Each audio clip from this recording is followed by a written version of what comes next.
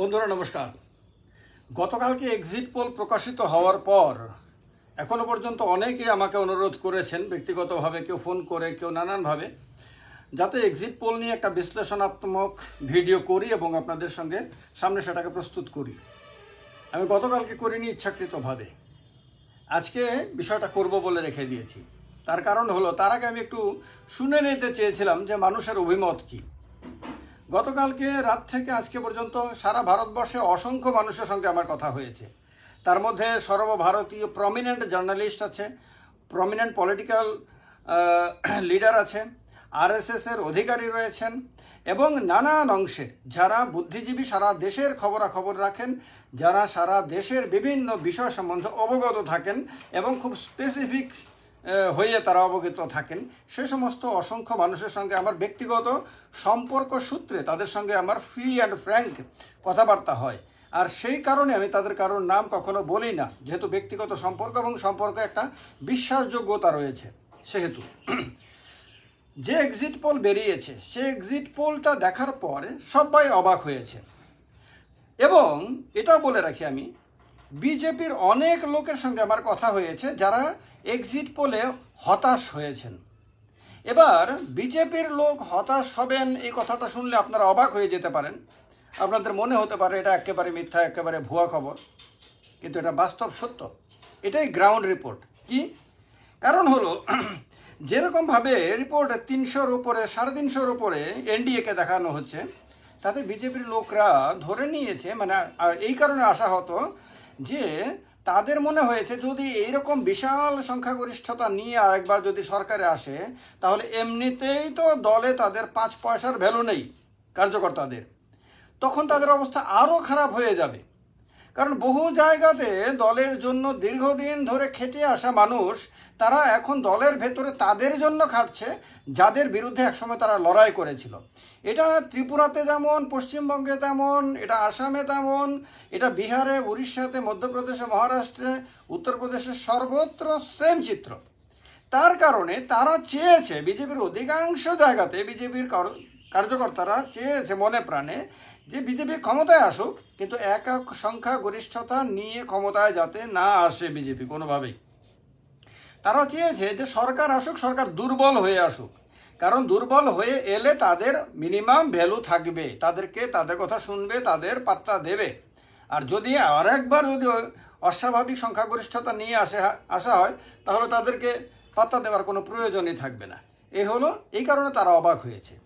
এখন কথা হলো, গতকালকে যে আপনার সার্ভে রিপোর্ট দেখানো হয়েছে এক্সিট পোলে, তাতে আপনারা দেখুন, ইন্ডিয়া টুডে এক্সিস বলেছে 361 থেকে 401 পাবে। 361 মানে 350-র বেশি। গতবার পেয়েছিল 352, এবার তার চেয়ে অনেক বেশি থেকে শুরু করেছে। সি ভোটার দেখিয়েছে 353 থেকে 383। এবার ভাবেন, 352 পেয়েছিল, তারা শুরু করেছে 353 থেকে। টুডেস চাণক্য দেখিয়েছে 384 থেকে 415 পর্যন্ত, অর্থাৎ 400 পার হয়েও আরও কিছু থাকবে। সিএনএক্স দেখিয়েছে 371 থেকে 401। ডি ডাইনামিক্স দেখিয়েছে 371। জন কি বাত দেখিয়েছে 362 থেকে 392। পিএমএ আর কিউ দেখিয়েছে 359, সিঙ্গেল ডিজিট দেখিয়েছে তারা, সিঙ্গেল নাম্বার।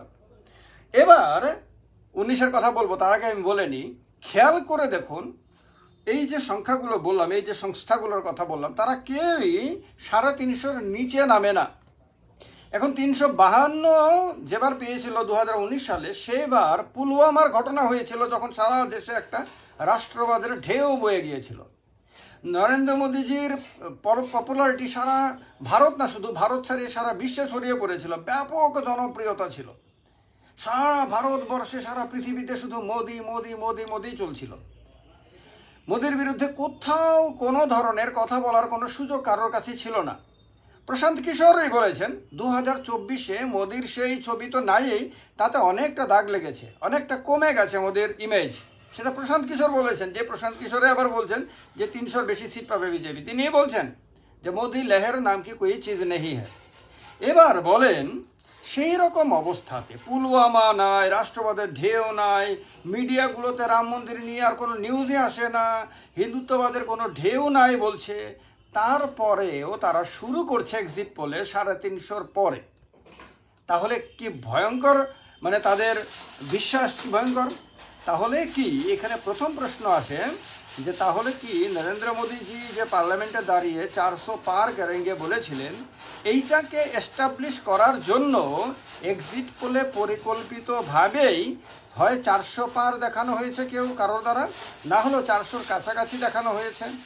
এখানে একটা কোশ্চেন, খুব বড় কোশ্চেন, এটা সারা দেশেই বিভিন্ন অংশের মানুষরা করছে, বিজেপির লোকরা করছে ঘরের দরজা বন্ধ করে, জানলা বন্ধ করে, লুকিয়ে লুকিয়ে কানে কানে ফিস করে, বাকিরা প্রকাশ্যে বলছে যে এটা একটা পরিকল্পিত হতে পারে। আর হলো এই যে সিমিলারিটি, এতগুলো সংস্থার নাম্বারের মধ্যে সিমিলারিটি প্রায় একরকম নাম্বার।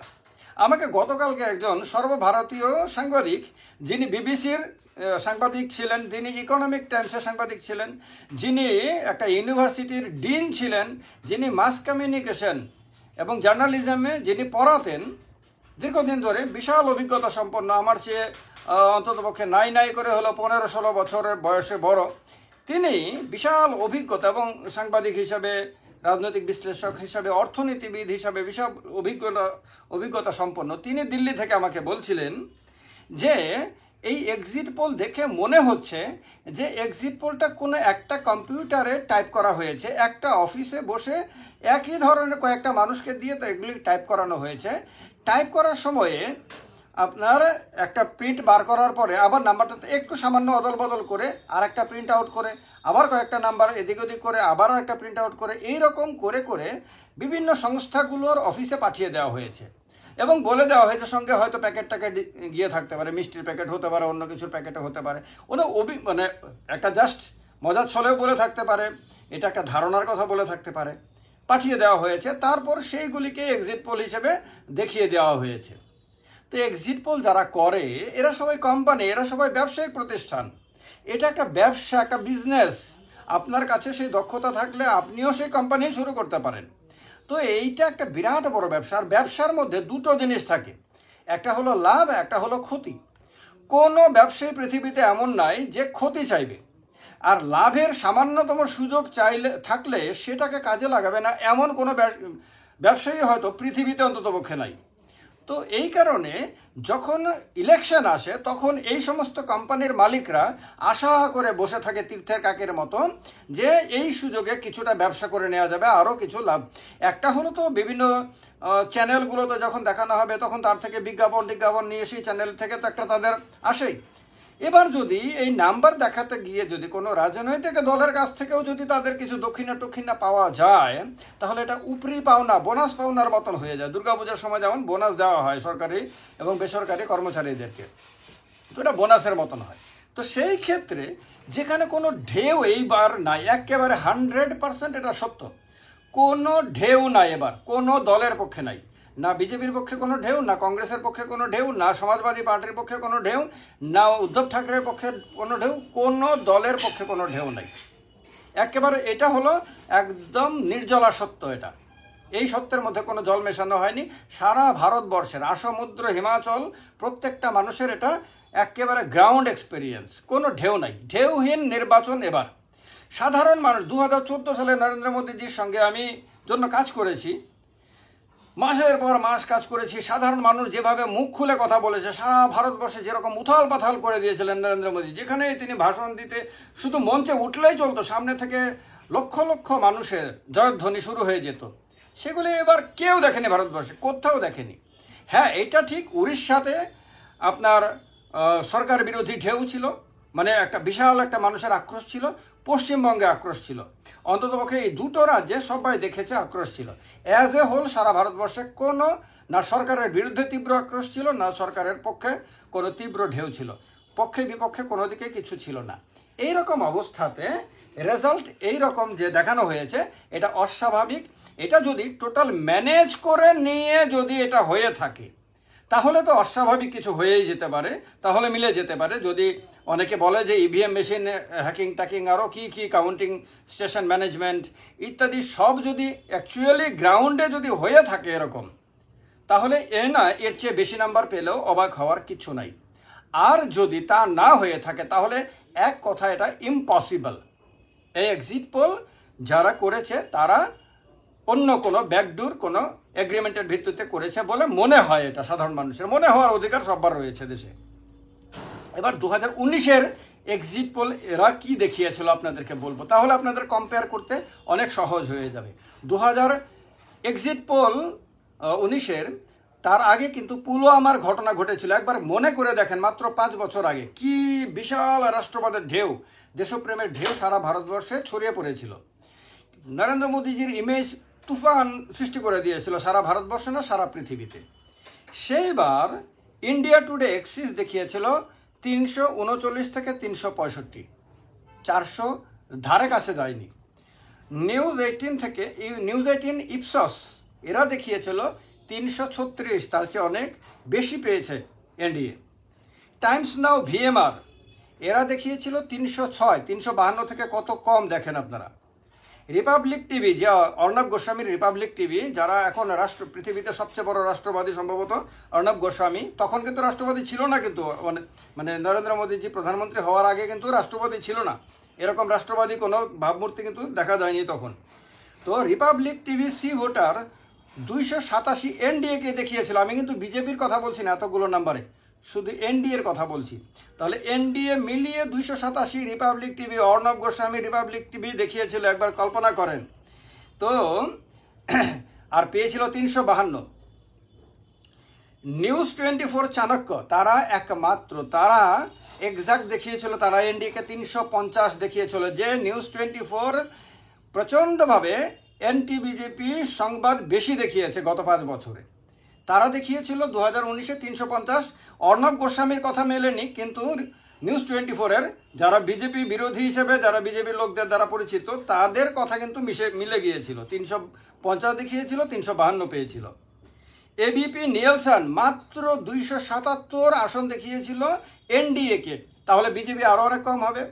এবারে ভাবেন 277 এবিপি নিয়েলসন কিন্তু বেশ প্রসিদ্ধ কোম্পানি।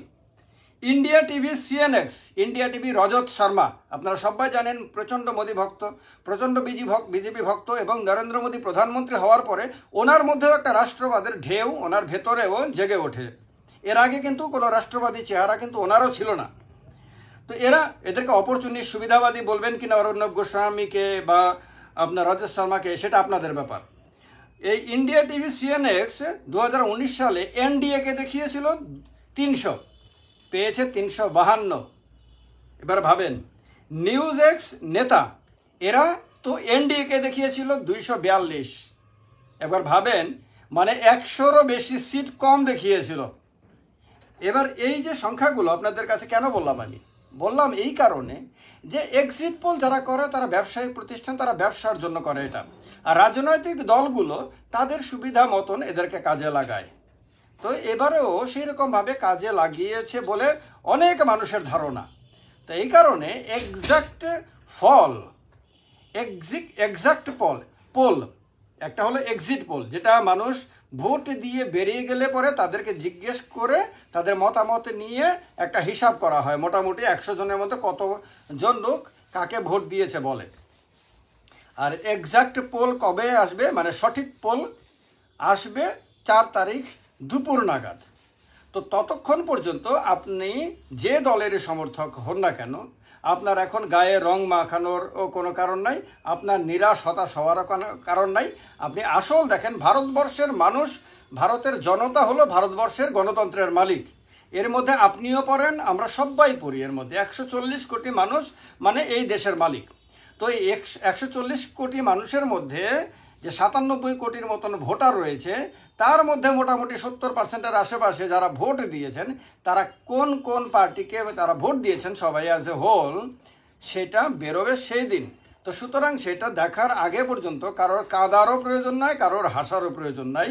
আর এক্সিট পোলটাকে দেখুন, তার মজা নিন, আনন্দ নিন। গণতন্ত্রে এই সব কিছুই আনন্দের জন্য, আপনার আনন্দের জন্য, আপনার জন্য নিবেদিত।